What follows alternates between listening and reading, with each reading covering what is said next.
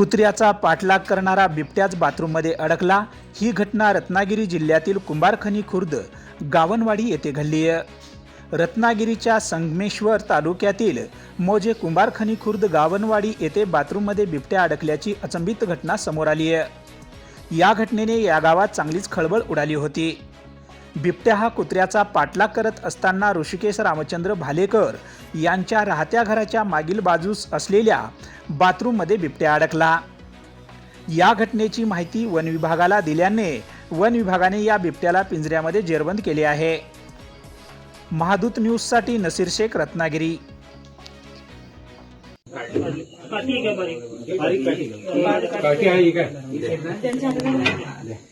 हे व्यवस्थित पकड काका शूटिंग करताय का बाजूला जेवायला पाठी येतो तुमचं काम करू दे घालताय ना